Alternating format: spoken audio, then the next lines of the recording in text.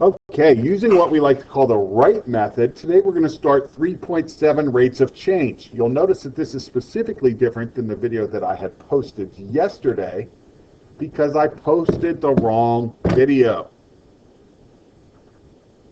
And actually, we just did the wrong lesson. It was 100% my fault.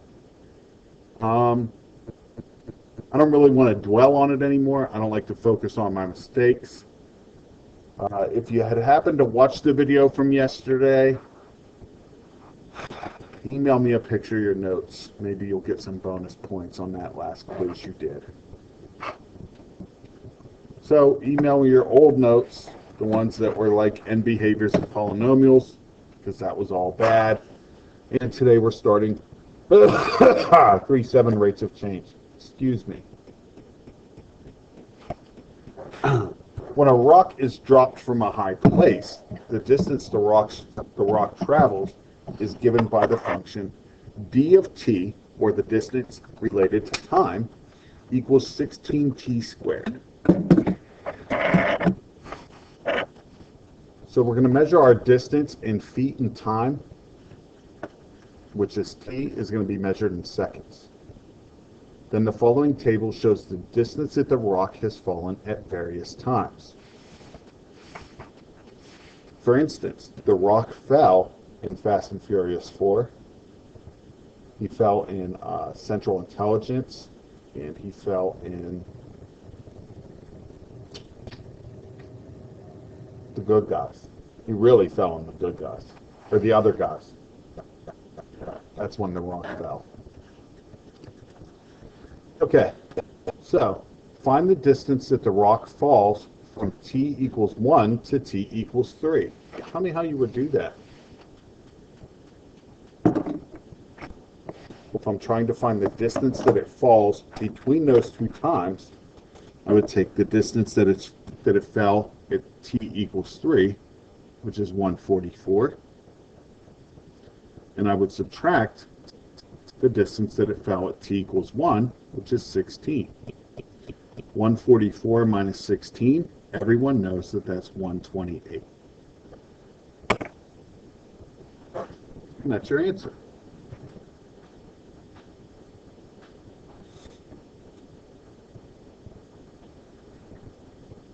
Okay? So that's the first part of this. Then I want you to find the average speed over the time interval from t equals 1 to t equals 3. In order to do that, we take the distance that it traveled between those two times and divide it by the amount of time between the two. What was the distance that it had traveled?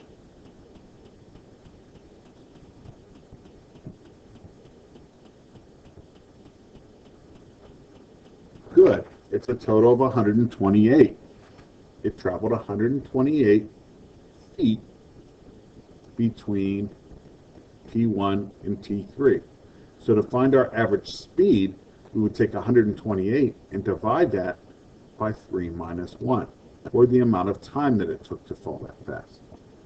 That's 128 over 2, which is simply 64 feet per second.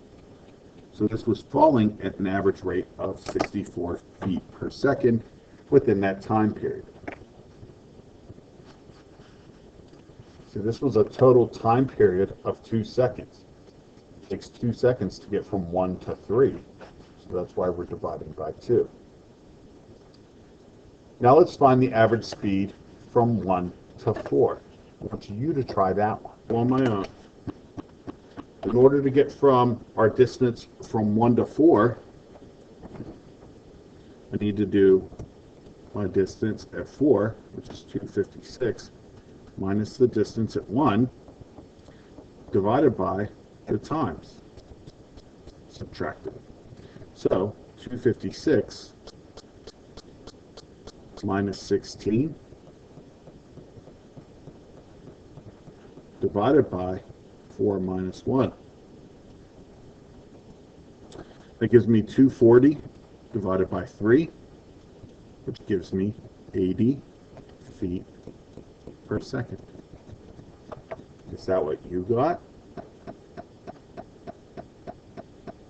Great job! No, of course. What about from 2 to 4.5 seconds? 2 to 4, 2 to 4.5.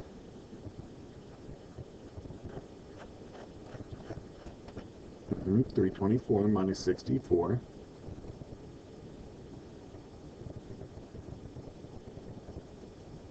Divided by 4.5 minus 2.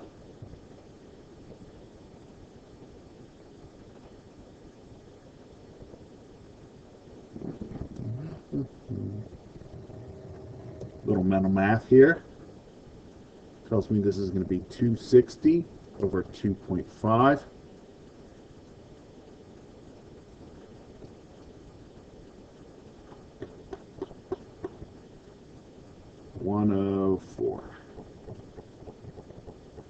So what's happening to this rock as it's falling across time? What's happening to my speed? Yeah, it's speeding up.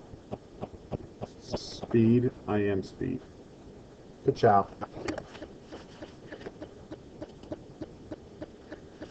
Average rate of change. Anytime. That was a little harsh for you guys. Hey, Harv. Average rate of change. Let f be a function, the average rate of change of f of x with respect to x. As x changes from a to b is the value of the change of f of x divided by the change in the x. So if I find the value of x, the function at x, for two different time periods, and then divide by the time. This looks a lot like another formula to me. Does anybody know what that other formula would be?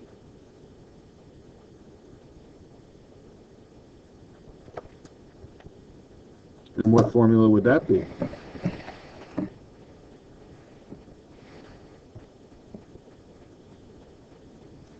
Great job. It's the formula for slope. y2 minus y1 over x2 minus x1.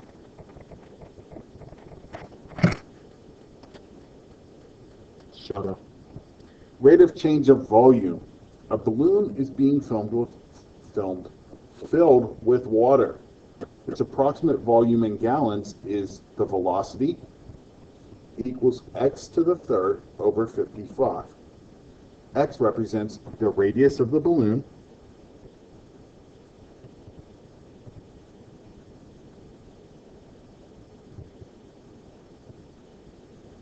and in inches. Find the average rate of change of the volume of the balloon as the radius increases from 5 to 10 inches.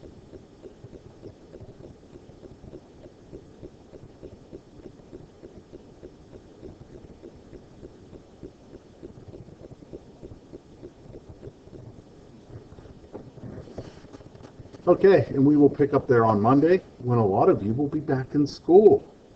That's nice. All right, guys, see you Monday. Have a great weekend, and don't forget to like and subscribe. Good job.